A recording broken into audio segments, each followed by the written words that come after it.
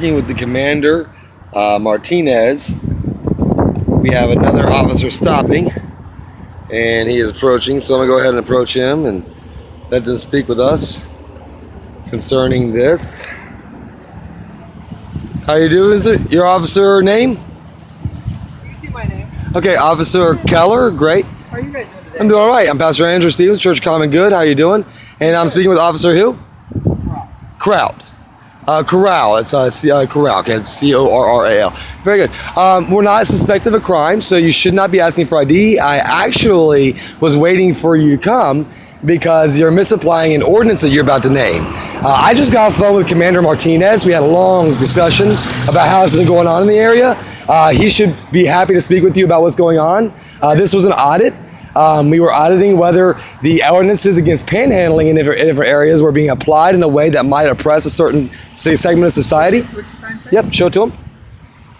Wash, grab, don't kids. It's not asking for anything, not offering any goods and services, not asking for any. And we appreciate that. I stopped you because I didn't want you to go into this deal. We do this because we're waiting for that. It's not you're not doing anything wrong. I'm not trying to be hard to deal with. I'm not cop block. What we do is I'm a church, and these type of ordinances have started You're a affecting. non-profit organization. Correct. Yeah, but we have to we dress in ways that might look and appear, because we know what's going on. I mean, we know in the back of our minds when cops are driving by, that guy looks disheveled, he's panhandling. We know how it works. You know, it's not as wrong as human nature, brother. So, this was basically just an audit to see. This area does have a very definitive panhandling law. So it is within 150 feet of any intersection or entrance of business, and that would be applicable if she was asking for goods. But no, thank you for being. Next time, wait to ask for the ID until you see the sign, because the law is not broken until the sign's seen, and if the law is broken, then it's a suspicion of a crime. Well, I still like to know what I'm talking about. Okay. Whether you're in the right or in the wrong. I like to know what Hey, I'm not mad at you, brother. If I'm a cop, I'm asking for ID immediately, brother. So I'm not mad at you. But yeah, that's what this was all about. We are actually with a church. All authentic. I did just speak with Commander Martinez, waiting for a call back, and the officer that stopped earlier, he quoted the ordinance, but he didn't know the ordinance number. So I was looking up the immunity code, and I'm like, It's like 08.10.060. something. Yeah, I think that's actually it. And it was very definitive, very well written. So yeah, no, you have a wonderful day. I know you have a job to do, man. So, What's his sign say? what's your sign say? Hungry like a wolf. Hungry like a wolf? This is Misconstrued is asking for food, though. anything can be misconstrued. So interpretation is in the eye of the beholder. That's why enforcement of the law is not part of the legislative branch; it's part of the executive branch. You know, we have judges that were once part of the executive, and then they move into the legislative. So they're supposed to. Unfortunately, they skip it sometimes, huh? Has anybody given you food or money? Not that. Probably, I think so. Yeah. But accepting it is not against the law either. Accepting donations from someone is definitely not the law against the law for a church, but it's also not a law against the law for anybody else. The ordinance is against asking for it.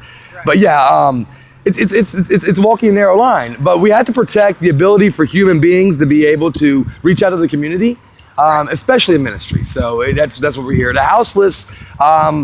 When we leave here, we know how the houseless, the first cop said, this is the reason that you don't have any houseless, or that you don't have any panhandlers here because of the ordinance. I said, no, the reason we don't have panhandlers here is because your misapplication of the ordinance, and you're telling them to go to Pismo Beach, when the Pismo Beach is probably not appreciative of that because your ordinance doesn't read the way you're thinking it does. And so I called Pismo Beach, and I told him, I said, this cop is sending the houseless from Arroyo Grande to your jurisdiction, promoting it, and how do y'all feel about that?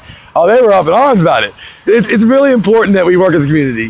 Right. I love you guys, man. So, Yeah. If you want to talk to me, I'll shut up now. Oh, you guys' attention then, standing out here. Well, at first we do have a ministry van that did get robbed, and so we were up in Willits doing ministry, got robbed. We were hitchhiking down the 101. Loser picked us up. And he brought us down here. He's now been converted he's minister with the church now. We worked a sower program.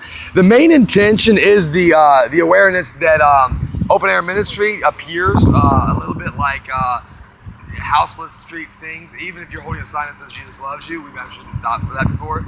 And that was what started this. We want to make sure the houseless do have resources. They can sleep legally, urinate legally. There's somewhere to go in any area they're in because they do exist. So are you guys your own church or are you with?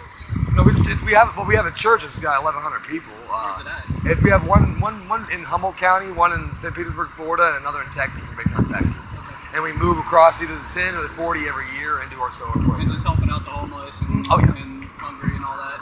Oh yeah, everything we take in goes directly to local areas. Like we don't. Jesus said to go minister without any gold, copper, or silver, or even 2 pair of tunics. When it all comes together, you see why, because we can actually minister in a more effective situation. Blake, why are you up? Sit down. You wait till I'm talking. She can talk to you. He knows better. Thank you so much. Blake, you had my head back turned. I wasn't able to watch you. That is illegal, right? So what's your guys' intention standing out here on the corner? well, we've finished now. We were able to talk to the cops, talk to the chief, find out. Literally, if it's not going on, we don't talk to anybody. Well, this is what I'm saying. This is your one intention, right? Is to get your food, and it's basically soliciting, but you're trying to work around it by your wording. No. Soliciting is about wording. The definition, I didn't make the word soliciting up in an illegal definition. No, I'm not saying that. Right. What I'm saying is it has to be defined to be applicable by law. So by defining it, the state defines the definition of solicitation. I didn't. Right. So what we're doing is not soliciting by the state, and the reason it's written that way is actually a reason behind that. Justice Thomas in the 5th District, in our 9th District Circuit Court of Appeals, had struck down any ordinance that a city makes that would violate the protection of freedom of speech, as well as the life, liberty, and pursuit of happiness's Bill of Rights. Rights are made